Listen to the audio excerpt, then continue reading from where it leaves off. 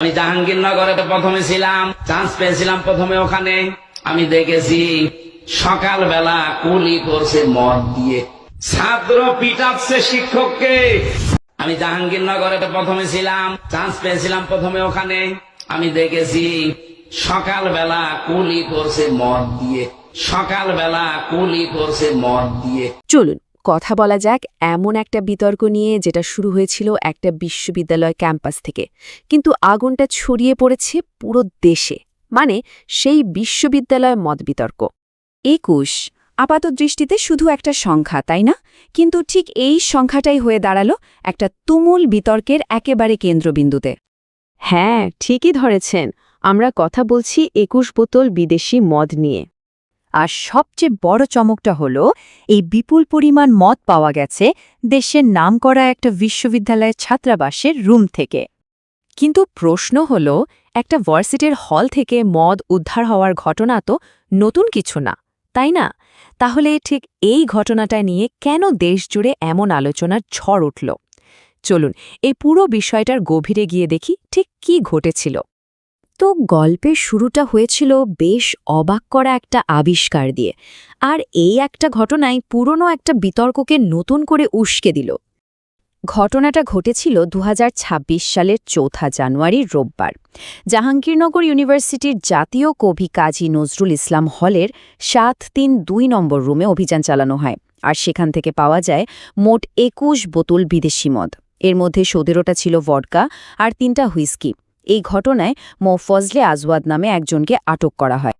এখন স্বাভাবিকভাবেই প্রশ্ন আসে, কে এই মো ফজলে আজওয়াদ?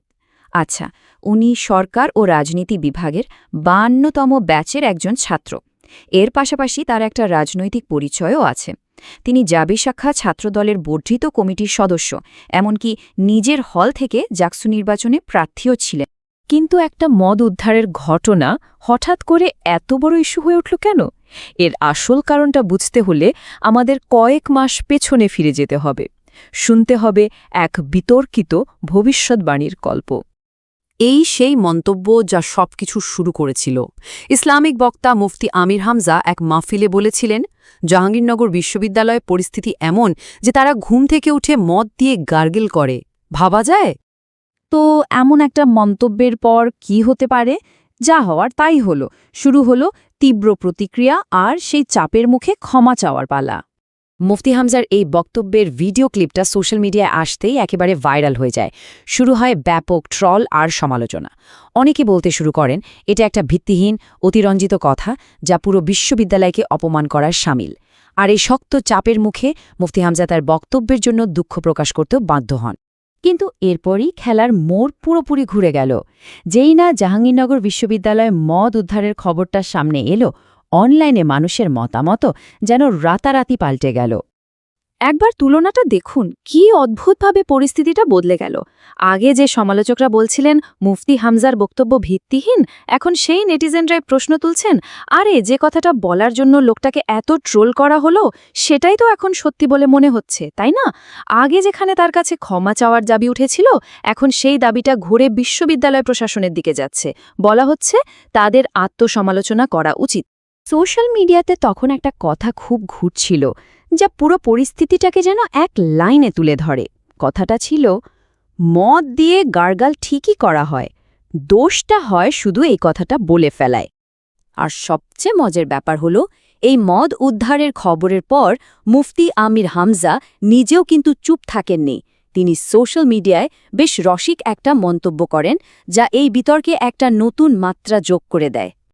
আচ্ছা, এই নির্দিষ্ট ঘটনা বা বিতর্ক তো একটা পর্যায়ে হয়তো থেমে যাবে, কিন্তু এর পেছনে কিছু খুব বড় প্রশ্ন কিন্তু রয়েই যাচ্ছে, জানি আমাদের ভাবা দরকার। প্রথম আর সবচেয়ে জরুরি প্রশ্নটা হলো, আমাদের স্কুল, কলেজ, বিশ্ববিদ্যালয়ের মতো জায়গাগুলোতে এই মাদক আর অবৈধ জিনিসপত্র ঢুকছে কিভাবে? এর দায় আসলে কার? দ্বিতীয় যে প্রশ্নটা মাথায় আসে তা হল, রাজনৈতিক পরিচয় কি আজকাল অপরাধমূলক কাজকে আড়াল করার জন্য একটা ঢাল হিসেবে ব্যবহার হচ্ছে? আর সবশেষে যে প্রশ্নটা আমাদের সবার জন্য, তা হল, যখন কোনো একটা অস্বস্তিকর সত্য আমাদের সামনে তুলে ধরা হয়, তখন দোষটা আসলে কার? সেই সত্যটার, নাকি যে মানুষটা সেই সত্যটা বলার সাহস দেখিয়েছে তার? এই প্রশ্নটা না হয় ভাবনার জন্যই তোলা থাকল।